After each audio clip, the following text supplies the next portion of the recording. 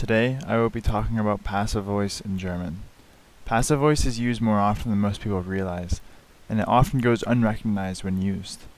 Therefore, passive voice may go unused in German by beginner speakers. First, to understand passive in German, it is also important to understand it in English.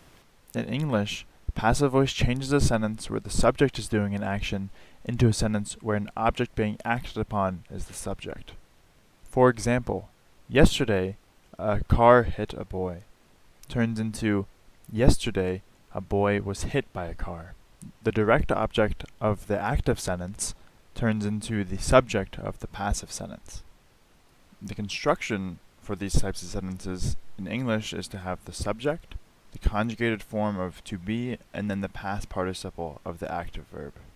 Passive in German works the same way as it does in English, in that you're transforming a sentence from something doing an action into something being acted upon.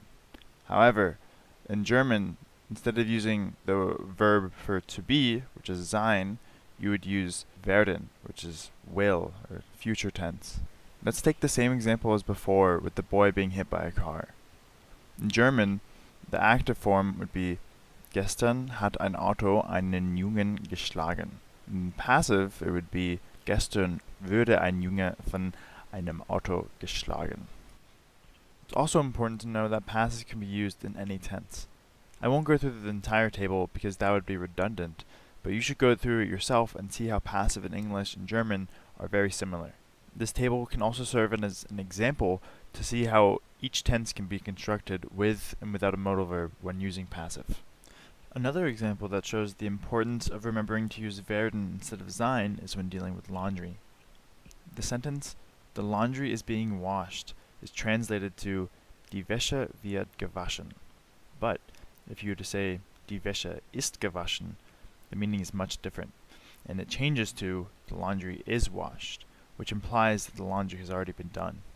Can you think of any situations where if you were to change from werden to sein, that the meaning would be much different than intended? To test your knowledge, here are 3 example sentences in English. I want you to pause the video and then translate them into German.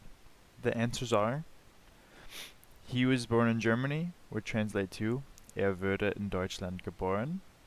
These shoes are made in China would translate to diese Schuhe werden in China hergestellt. And in this movie, women are represented poorly would translate to in dieser Film werden Frauen schlecht dargestellt. Hopefully this video has given you a basic understanding of how passive works in the German language. To get a better grasp on its usages, you of course need to practice it in speaking and writing, but being able to recognize it is the first step in improving your German.